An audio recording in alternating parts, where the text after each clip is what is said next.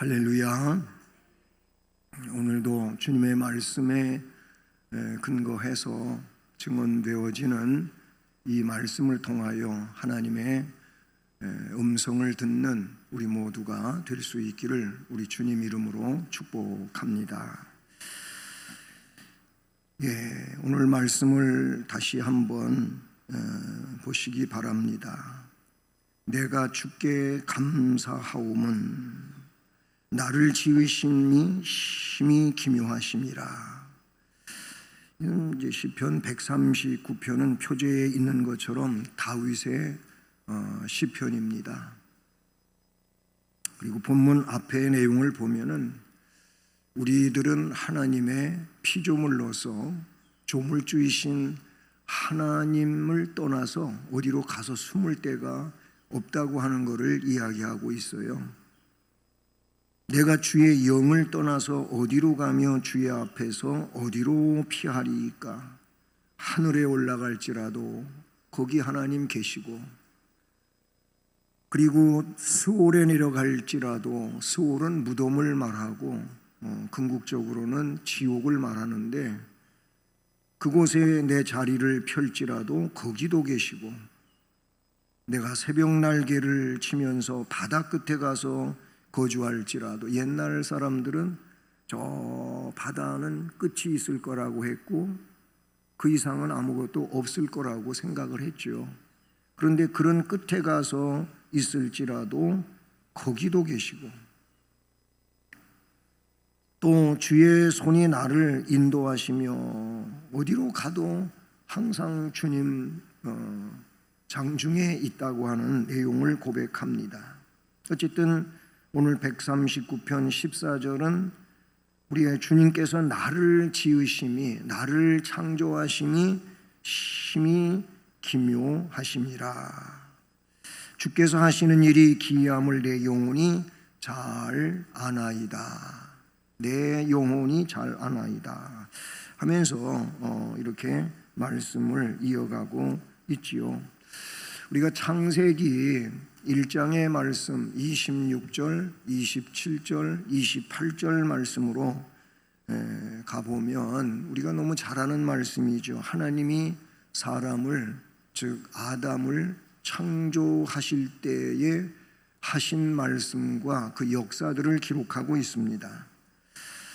거기 말씀을 읽어드리면 이렇습니다. 하나님이 이르시되 우리 형상을 따라, 여기서 우리는 성부와 성자와 성령 삼위 하나님을 말하는 겁니다. 그래서 하나님은 한 분이시지만 삼위 하나님이라고 하는 우리 삼위일체론을 우리들은 믿잖아요. 그 삼위 하나님이 우리의 형상을 따라 우리의 모양대로 우리가 사람을 만들고 그들로 바다의 물고기, 하늘의 새, 가축, 온 땅과 땅에 기는 모든 것을 다스리게 하자. 다시 27절에 하나님이 자기의 형상 곧 하나님의 형상대로 사람을 창조하시되 남자와 여자를 창조하시고, 그리고 28절에 그들에게 하나님이 복을 주셨다고 말합니다. 복을 주셨어요. 그 복 주신 내용을 이렇게 말하고 있습니다. 하나님이 그들에게 이르시되 생육하고 번성하여 땅에 충만하라. 이게 첫 번째고, 두 번째는 땅을 정복하라. 세 번째는 바다의 물고기, 하늘의 새, 땅에 움직이는 모든 생물을 다스리라 하는 이 크게 세 가지의 복을 명령하십니다. 그 말씀에서 사람 아담과 하와가 하나님의 형상과 모양대로 창조되어졌다. 그리고 나서 가인과 아벨 사건이 있지요. 가인이 아벨을 죽이고, 그래서 또 죄가 시작이 되고, 물론 그 이전에 아담과 하와가 하나님의 명령보다는 사탄의 이야기를 더 좋게 생각해가지고 불순종해서 선악과를 따먹게 되고, 결국 타락한 인간으로 에덴 동산의 모든 것들을 잃어버리고 쫓겨나는 이런 상황이 됐지요. 그런데 이제 그 이후에 창세기 5장 1절로 3절에 보면 아담의 계보를 쭉 기록하지요. 아브라함이 등장하기 전까지의 이 아담의 계보를 거기에 기록하는데 이렇게 말씀하고 있어요. 이것은 아담의 계보를 적은 책이라. 하나님이 사람을 창조하실 때 하나님의 모양대로 지으셨고, 이거는 창세기 1장에서 말씀한 거를 그대로 이제 뒷날 적은 거죠. 남자와 여자를 창조하셨고 그들이 창조되던 날에 하나님이 그들에게 복을 주시고 그들의 이름을 사람이라 일컬으셨더라.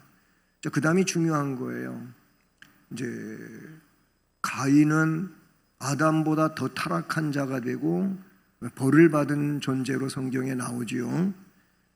이제 그래서 이제 아벨은 죽었으니 하나님이 원하시는 계열이 있어야 될 거 아니에요. 가인은 하나님이 원하시는 계열이 아닙니다.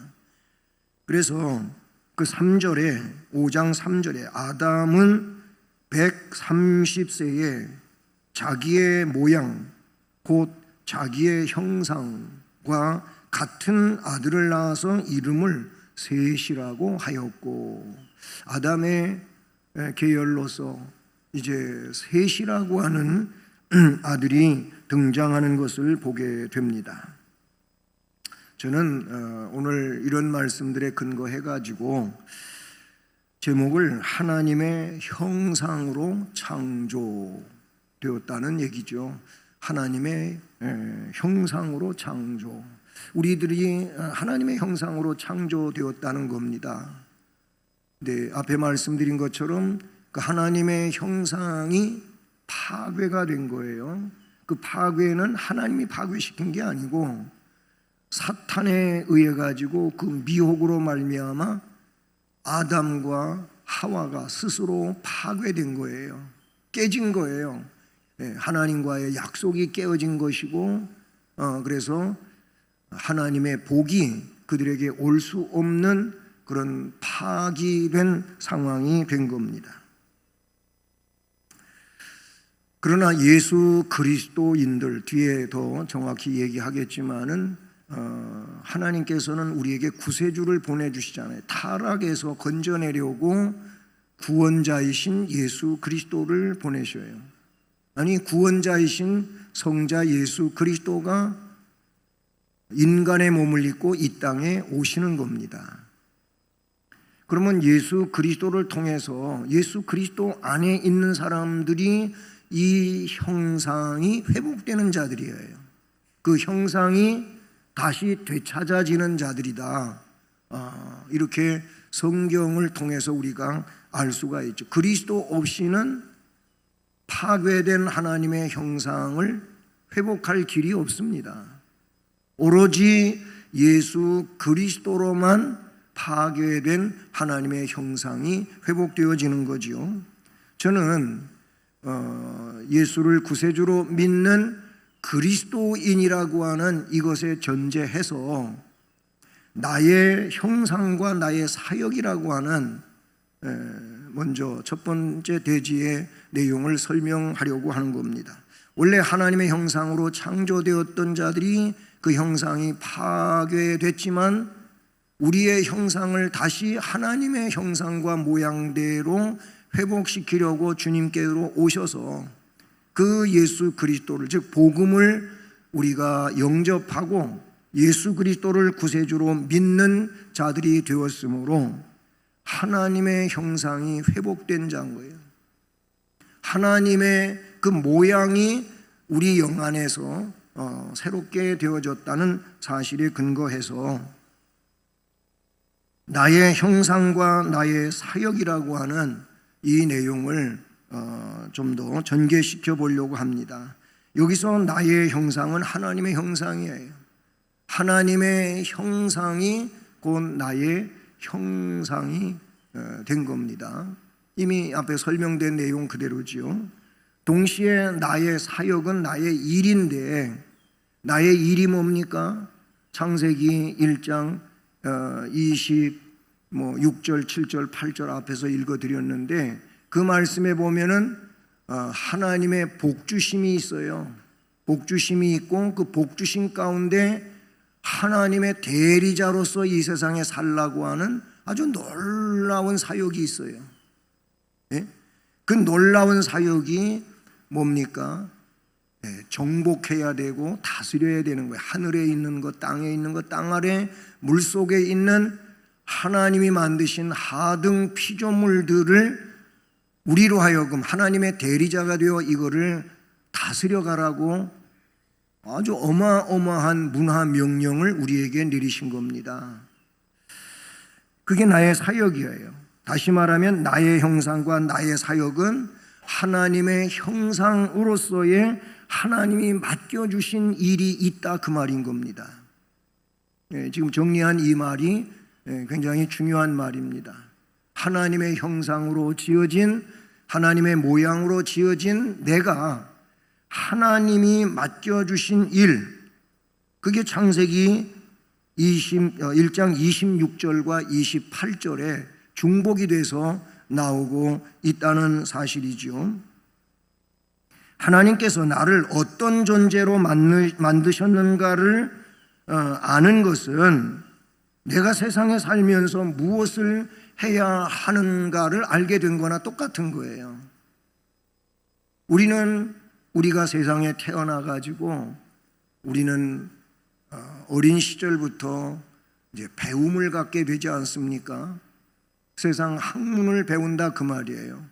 책을 통해서 또 여러 가지 어떤 경험들을 통해서 세상을 살아갈 그런 기반을 배우게 되지요. 예, 그렇죠. 누구나 그렇게 합니다. 이런 것들을 배우는데 이 배움은 우리의 이 세상을 살아가는 어떤 삶의 이제 지침이 되기도 하는데, 그런데 그리스도인은 그것만 가지고는 아니 된다고 하기 때문에 하나님께서는 우리에게 영적인 원리를 제시해 주고 있는데 그 영적인 원리들이 곧 하나님의 형상이라고 볼 수가 있는 것이죠.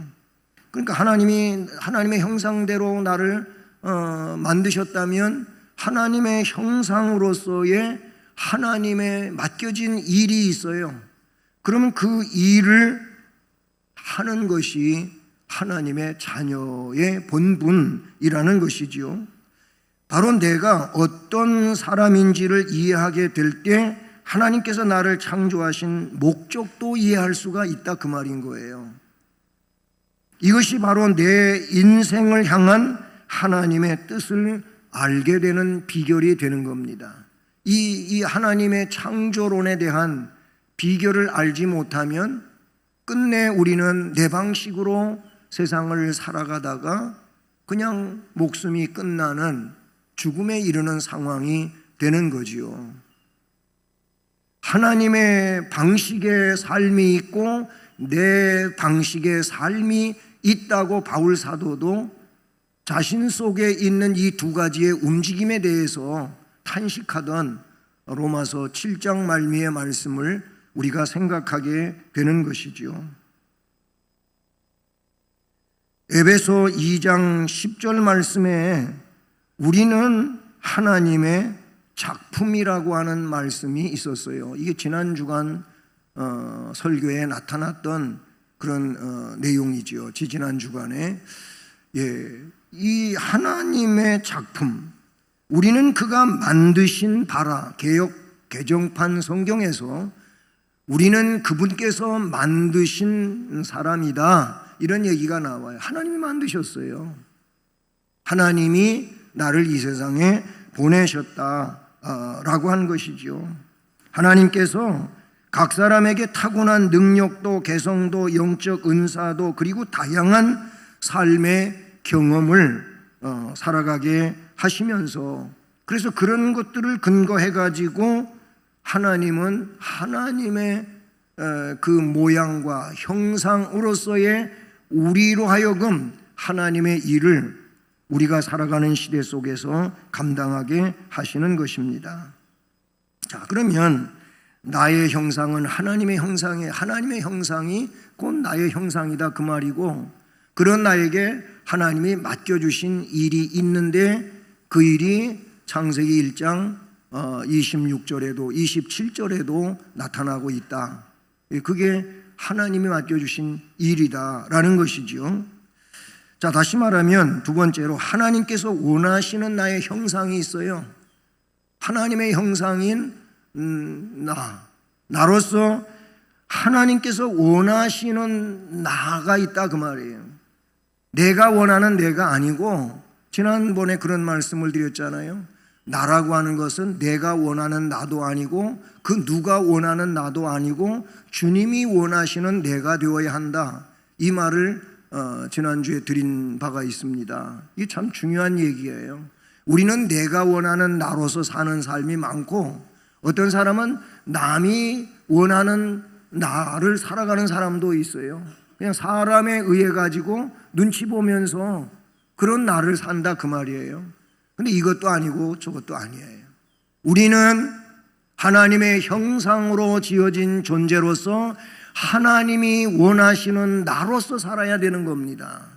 이게 우리의 삶의 의미이고 우리의 삶의 표대이고 우리의 삶의 목적과 목표가 되어야 할 줄로 믿습니다. 그래서 하나님께서 원하시는 나의 형상, 오늘 말씀에는 주께 감사하는 것은 나를 지으심이 기묘하심이라 그랬어요. 여기서 기묘하심을 우리가 먼저 쓰던 개역성경에서는 신묘막측하심이니라 이런 말을 썼어요. 신묘, 다 어려운 말이죠. 네, 오늘은 기묘하심, 우리 개정판에서는, 개역성경에서는 신묘막측, 쉬운 성경 새번역에서는 오묘하고, 현대인의 성경에서는 신기하게 이 단어를 그렇게 번역을 했습니다. 여러분, 로마서 1장 1절로 2절 말씀을 보시면 우리가 너무 많이 들은 얘기고 잘 알고 있는, 또 암송하기까지 하는 말씀이죠. 그러므로 형제들아, 내가 하나님의 모든 자비하심으로 너희를 권하노니 너희 몸을 하나님이 기뻐하시는 거룩한 산 제물로 드려라.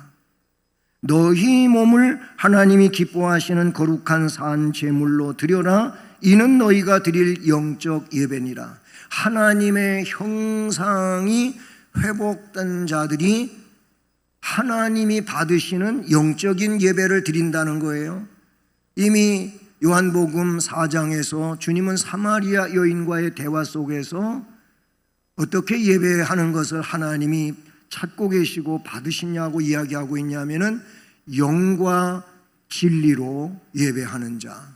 그거를 로마서 12장 1절에서는 너희 몸을 하나님이 기뻐하시는 거룩한 산 제물이라고 이렇게 됐고, 이것이 너희가 드릴 영적인 예배니라. 자, 이 영적인 예배, 산 제물, 하나님이 기뻐하시는 거룩한 산 제물에 대하여 운을 떼고 이야기를 하면서, 그럼 그렇게 되기 위하여 어떻게 해야 할 것인가? 로마서 12장 2절 말씀에서는 너희는 이 세대를 본받지 말아라. 이 세대는 뭐예요? 하나님의 형상이 파괴된 상황을 이야기하는 거. 이 세대는, 그래서 하나님의 형상이 파괴된 이 세대는 정욕적이고 무정하고 아니면 사탄적이고 이런 거에 세상은 그렇잖아요. 그래서 세상이 신앙을 옹호해주고 신앙생활을 더 잘할 수 있게 해주고 하는 이 세상이 있습니까? 세상은 없어요. 세상은 오히려 그 신앙의 고지에서 우리를 어떻게 끌어내리려고만 하는 겁니다. 그게 또 사탄의 역사고요. 사탄의 역사는 신앙이 우리가 어디까지 올라갔든지 그 올라간 자리에 있지 못하게 해요. 전진하지 못하게 계속 후퇴하게 만들고 거기에서 끌어내려가지고 자기와 같은 그런 상황에 이르게 하는 것이 사탄의 영향인데, 로마서 12장 2절은 너희는 이 세대를 본받으면 안 된다. 이 세대는 타락한 시대고 하나님께로부터 쫓겨남을 당하고 결국은 멸망에 이르는 것이 이 세대라는 겁니다. 이 세대 속에 우리는 매몰되어 있는 존재가 아니고 그 세대 속에서 우리는 건짐을 받은 자들이에요. 이게 에클레시아고 이게 부름을 받은 것이고 이게 주님의 인도함을 받은 자들이라는 사실이죠. 그래서 세대를 본받으면 안 된다는 거예요. 그러면 본받지 말고, 이거는 어떻게 보면 소극적인 거에 본받지 않는 것은, 아니 그게 소극적이라면 도대체 적극적인 건 뭡니까? 보다 더 능동적이고 진취적인 게 뭐냐면 너희들은 오직 마음을 새롭게 해야 된다. 오직 마음을 새롭게 함으로 변화가 일어난다 해야 되는. 여기서 변화는 뭐냐면 세상에 물들어 있고 쪄들어 있는 이런 것들로부터 너희들은 하나님의 자녀나 하나님 백성이나 천국 시민으로서의 그 원리를 토양으로 해가지고 변화가 있어야 된다는 거예요. 마음을 새롭게 해야 변화가 일어나지, 마음이 새로워지지 않으면 변화라고 하는 것은 기대할 수가 없는 겁니다. 이렇게 오직 마음을 새롭게 함으로 변화를 받아서 하나님의 선하시고 기뻐하시고 온전하신 뜻이 무엇인지 분별해라. 분별을 해야 그 삶을 살아가지, 분별을 못하면 그 삶은 어떻게 삽니까? 분별이 안 되면 그냥 내가 하고 있는 것이 최선이고 이것이 아무 문제가 없다고 생각하는데, 분별을 하게 되면, 깨닫고 나게 되면, 아하, 내가 지금까지 뭔가를 잘못했구나. 그제서 분별이 된 다음에 알게 된다, 그런 얘기죠. 리포터가 뭐 6시 내 고향 같은 데에도 뭐 각 지방에 이렇게 촬영되고 하면서 뭐 농촌에 많이 다니잖아요. 근데 리포터들이 다 지역마다 정해진 리포터들이 있고 그분들이 가가지고 그 방송을 이제 취재를 하고 진행을 하고 하는데, 한 번은 이런 걸 본 적이 있습니다. 이 채소 밭에서 이게 풀인지 이게 채소인지를 모르는 사람이 있는 거, 리포터가. 그래가지고 뽑아야 될 것을 뽑는 게 아니고 뽑지 말아야 될 것을 뽑아가지고 그 주인으로부터 야단을 맞는 그런 일이 있었어요. 그래서 다시 가르쳐 주는 거예요. 그런 것만 있는 게 아니고 열매를 따는데 따는 원리가 있어요. 우리 딸기 어른들 딸기밭에 갔을 때 딸기 따는데 딸기를 손가락 사이에다가 이렇게 집어넣고 이렇게만 구부리면 딸기가 상처 없이 나무에도 해가 되지 않고 똑 따진다고 농장 주인이 가르쳐 주잖아요. 그냥 따지 말고 여기다가 딸기 알이 안으로 들어오게 이렇게 해가지고 이렇게 주먹만 쥐면 딸기가 똑 하면서 따진다는 거예요. 근데 이거를 붙들고 따면 딸기에도 흠집이 가고 나무에도 손상이 되고 이런다는 거예요. 근데 과일밭에 간 리포터가 그걸 따는데 그게 제대로 딸 줄을 몰라가지고 나무 가지가 찢어지고 막 이런 일이 생겨나는 것도 우스꽝스럽지만 있었다, 그 말인 거예요. 그 원리를 알면은 쉽고 또 문제가 안 되는데, 원리를 모르면 결국 어렵고 문제가 되는 이런 상황이 발생하더라, 그 말인 겁니다. 여러분, 우리가 분별이 있어야 돼요. 마음이 새로워져야 되고 변화가 일어나야 되고, 그래서 하나님이 원하시는 선하시고 기뻐하시고 온전한 뜻이 무엇인지 분별을 하면 그제서 영혼의 길이 열리는 겁니다. 보이는 겁니다. 할 수 있게 되는 겁니다. 에베소 4장 13절로 16절에 이런 말씀이 있어요. 좀 길지만 우리가 다 하나님의 아들을 믿는 것, 하나님의 아들 예수 그리스도를 구세주로 믿는 것과 그분을 아는 일에 하나가 되어 온전한 사람을 이루어 그리스도의 장성한 분량이 충만한 데까지 이르리니, 여기서 장성한 분량이 충만한 게 뭐냐면 하나님의 형상을 되찾은 상황을 이야기하는 거예요. 하나님의 형상을 온전하게 되찾은 데까지 이르리니, 그렇게 되면 우리가 이제부터 어린아이가 되지 않는다는 거예요. 그래서 사람의 속임수라든지, 사람의 속임수는 사탄의 역사에 의한 건데, 사람의 속임수와 간사한 유혹에 빠져 온갖 교훈의 풍조에 밀려 요동하지 않게 하려 함이라. 누가 그렇게 되는 겁니까? 온전한 사람이 되어 그리스도의 분량이 장성한 데까지 충만한 이 사람이 어린아이가 아니라, 어린아이의 신앙이 아니라는 거예요.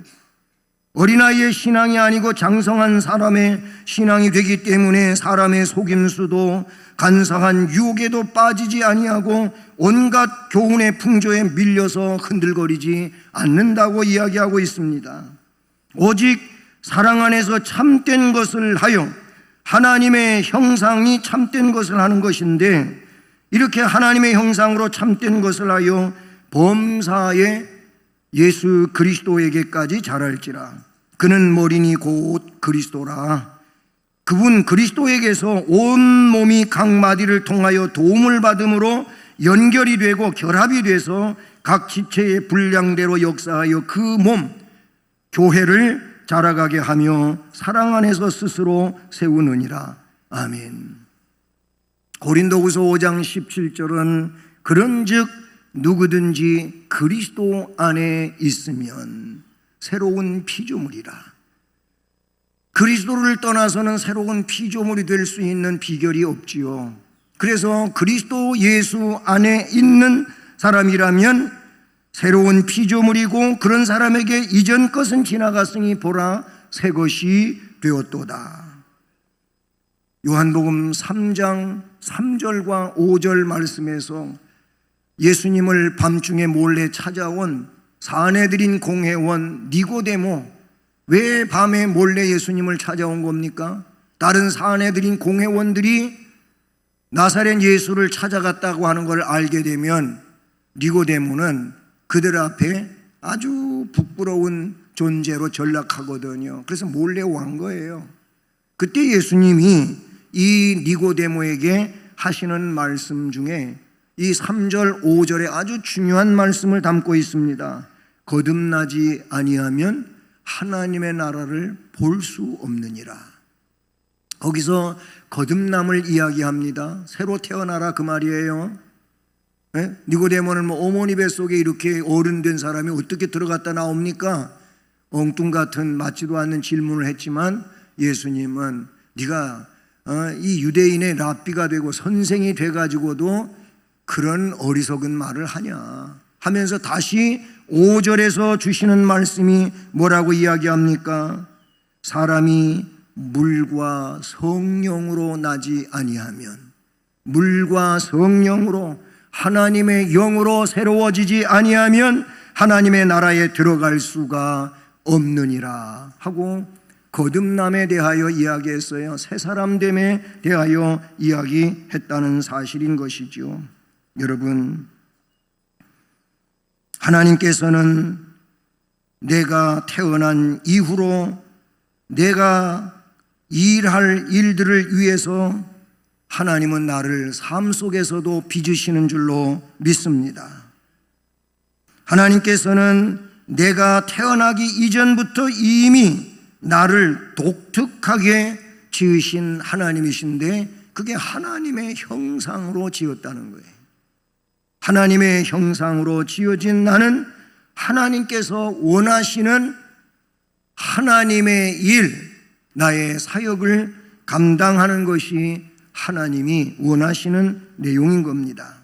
마지막으로 내가 그러면 이런 하나님의 형상으로서 하나님의 일을, 그 사역을 감당해 나갈 때 무엇으로 할 것인가? 내가 무엇을 가지고 하나님의 일을 하나라는 거예요.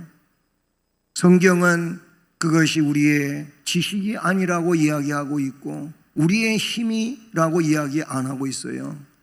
우리의 그 어떤 것이 아니라 성경은 내가 뭘 가지고 하나님의 일을 하나라고 할 때 고린도전서 12장 4절로 7절에 은사는 여러 가지라고 했어요. 은사를 이야기하고 있어요. 은사는 여러 가지나 성령은 같고 직임은 여러 가지나 주는 같으며 역사는 여러 가지나 모든 것을 모든 사람 가운데 역사하시는 하나님은 같으니 각 사람에게 성령의 나타남을 주심은 유익하게 하려 하심이라. 아멘.